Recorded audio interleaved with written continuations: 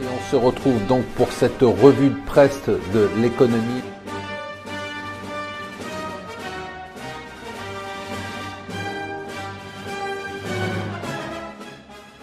Bonjour et bienvenue sur Mon Financier pour le Morning Zapping. Nous sommes le jeudi 8 février et ça y est, c'est fait.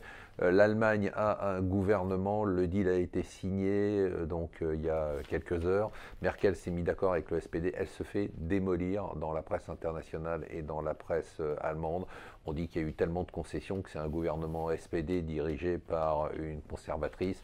Elle a donné quand même en plus du ministère du Travail et elle a donné le ministère de l'Intérieur à la droite, elle a donné le ministère des Finances au SPD. Donc c'est vraiment une coalition un peu compliquée. D'un autre côté, elle a réussi à avoir son 4e terme. Alors est-ce que c'était ça l'objectif? On verra ce qu'elle en fera et on verra si ce gouvernement sera un gouvernement, comme ça semble être le cas, résolument pro-européen. Tous les journaux ne parlent que de ça, on vous en parlait hier. La volatilité, la volatilité, la volatilité.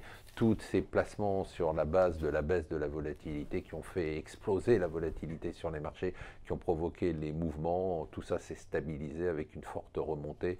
Hier, la grosse mauvaise nouvelle de la France, un de ses talons d'Achille après le chômage, c'est vraiment le commerce, le déficit commercial. Ça continue, on va avoir un déficit de plus de 62 milliards d'euros. J'adore la Cour des comptes parce que la Cour des comptes dénonce ce que vous et moi on dénonce sur la base du bon sens. Et ce que la Cour des comptes dénonce, c'est qu'en fait le budget Macron n'implique aucune réduction de dépenses publiques, profite simplement de la hausse des recettes du fait de l'amélioration de la conjoncture. Et pourtant le gouvernement avec Gérard Darmanin nous dit vous inquiétez pas, nous allons redonner du pouvoir d'achat aux Français, mais on ne va pas raser gratis. Et enfin, pour terminer, on ne parle que de ça, ne faites pas semblant de ne pas vous y intéresser, c'est la neige et maintenant le gel après la pluie. Voilà, je vous souhaite quand même une excellente journée.